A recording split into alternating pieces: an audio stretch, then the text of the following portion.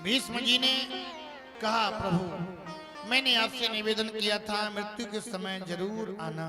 आज बाणों की सैया पर मैं लेटा हूं। मैंने कोई पाप नहीं किया है, मैंने कोई अधर्म नहीं किया है, पर मुझे इतनी वेदना क्यों हो रही है। भगवान बोले, पितामह आपने कौरवों का साथ दिया, यानी कि अधर्म का साथ दिया। जब माता द्रौपदी चीख रही थी, चिल्ला रही थी, उस सभा में आप भी बैठे थे। माता द्रौपदी ने कहा था, भीष्म पितामह से पूछो, मैं एक वस्त्र पहने हूं, रजस्वला अवस्था में हूं, क्या मैं सभा में लाने के काबिल हूं? उस समय तुम कुछ बोले नहीं थे।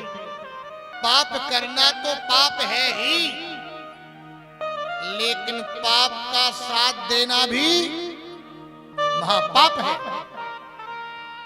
आपने कुछ बोला नहीं था। भीष्म जी बोले, मैंने दुर्योधन का नमक खा लिया था, मेरी बुद्धि कुंठित हो गई थी।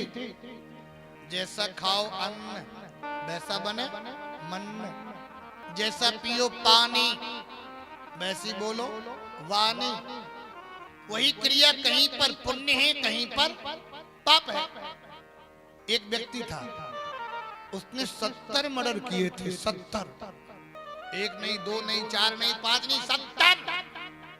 एक महात्मा के पास पहुंचा, बोले, बाबा क्या प्रायश्चित है, मैंने 70 मर्डर किए हैं। महात्मा ने एक काला झंडा दे दिया, का सभी तीर्थों में भ्रमण करा के आओ, जहां पर ये काला झंडा सफेद हो जाए समझ लेना तेरे पाप खत्म। काला झंडा लेकर के सभी कोने कोने पर पूरी पृथ्वी पर घूमा। रास्ते में जंगल से निकल रहा था, एक युवती थी, उसके 10 गुंडे बदमाश उसकी इज्जत के साथ खिलवाड़ कर रहे थे। वो चिल्ला रही थी, बचाओ बचाओ। उसने सोचा, जैसे 70 तैसे 80, 10 थे ना, 10 10 का गला खच खच खच खच काट के फेंक दिया।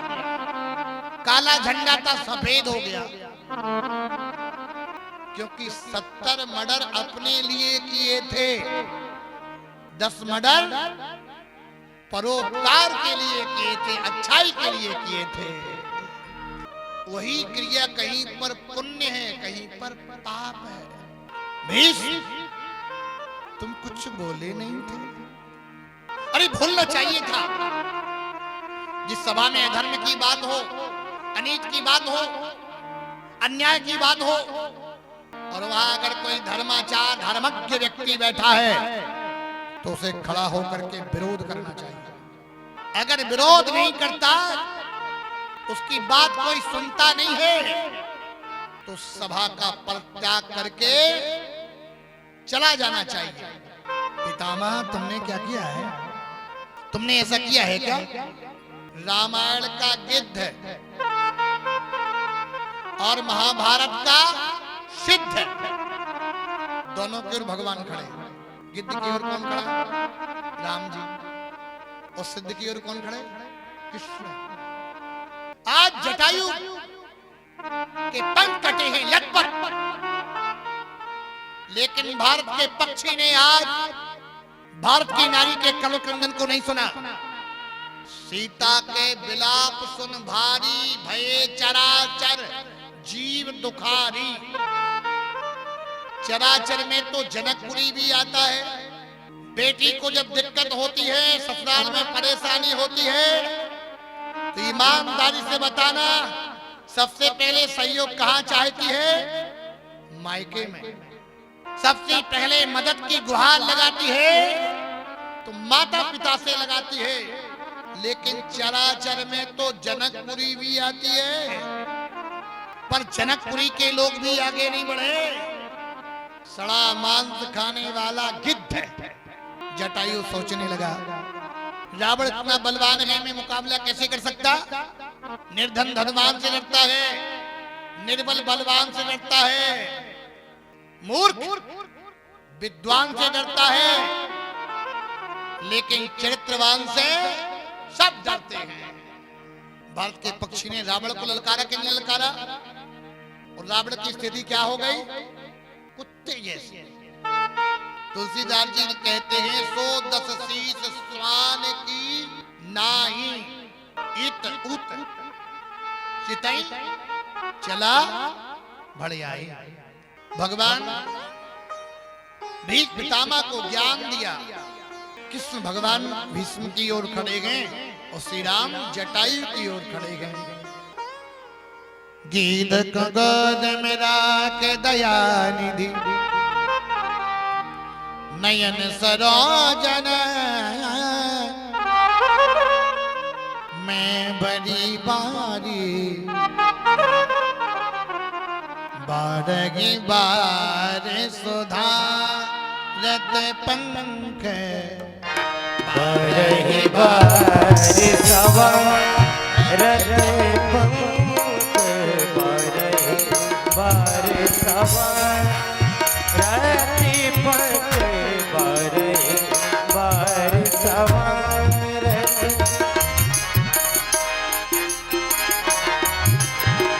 जटायु की धूर जटान सो झारी, जटायु की धूर जटायु सो झारी, बारही बार सवा रत पंख, बारही बार सवा पंख, बारही बार सवा, बारही बार सवा, बारही बार सवा। 12 बार सुधारत पंख, जटायु की धूर जटानन सो। जटायु किसे कहते हैं? जिसकी आयु भगवान की जटाओं में उलझी हो, उसे कहते जटायु। अच्छा, जटायु कह रहा है, नाथ दशानन यह गति कीनी। अच्छा, कोई किसी के हाथ पांव तोड़ डाले तो गति कहोगे कि दुर्गति कहोगे? कोई किसी की हड्डी हड्डी तोड़ डाले तो एक महाराज दुष्ट ने दुर्गति कर दी, यही कहोगे ना? लेकिन जटायु क्या कह रहा? नाथ दशानन यह गति कीनी। जटायु से पूछा, गति कहना चाहिए दुर्गति? जटायु बोला, दुर्गति नहीं कहूंगा। क्यों? अगर दुर्गति करता तो भगवान मेरे पास नहीं आते चल के। जिसके पास स्वयं भगवान चल के आए हो वो दुर्गति नहीं हो सकती, वो तो गति ही हो सकती है। इसलिए मैं गति कह रहा। बीज पितामह ने भगवान को प्रणाम किया और कहा, अपनी मत रूपी कन्या तुम्हारे चरणों में समर्पित करता हूं। और द्वारका की ओर भगवान पधारे। बोलो भक्तवत्सल भगवान की।